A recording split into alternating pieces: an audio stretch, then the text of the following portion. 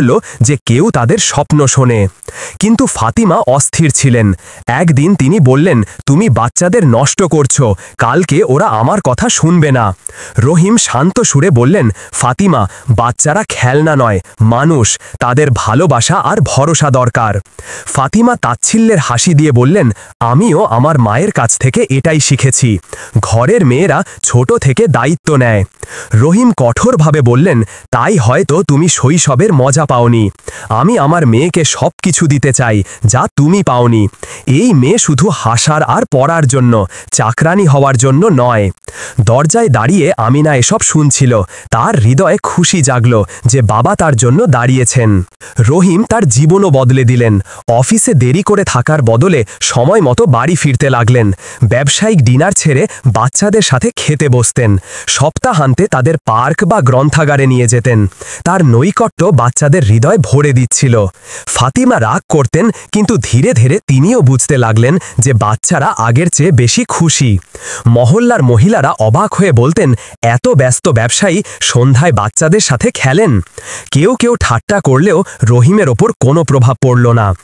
একদিন আমিনা একটি বড় ছবি আঁকল, ঘর, রামধনু আর মাঝে বাবা মেয়ে হাত ধরে। রহিম তা দেখে চোখে পানি এলো। তিনি আমিনাকে কোলে তুলে বললেন, এটা ছবি নয়, আমার স্বপ্ন, আর আমি এটাকে বাস্তবে রূপ দেব।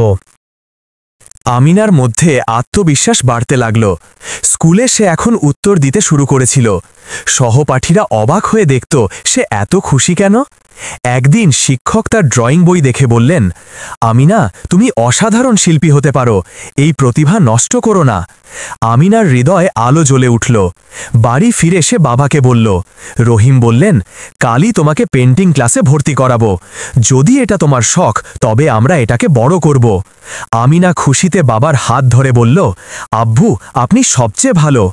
এসবের মাঝে ফাতিমার বিরক্তি বাড়ছিল। এক সন্ধ্যায় তিনি সোহেলিদের সাথে পার্টিতে গেলেন। সেখানে সবাই তাকে উপহাস করে বলল, ফাতিমা, শুনেছি তোমার বাচ্চারা এখন তোমার স্বামীর সাথে বেশি সময় কাটায়, তোমার জায়গাটা তো হারিয়ে যাচ্ছে। এটা শুনে ফাতিমার সম্মানে আঘাত লাগল। তার মনে জেদ জাগল যে সে আবার বাচ্চাদের নিয়ন্ত্রণে আনবে। পরের দিন তিনি জোর করে আমিনাকে বললেন, যাও রান্নাঘরে, আজ সবজি কেটে দেখাও। আমিনা অবাক হয়ে মায়ের দিকে তাকাল।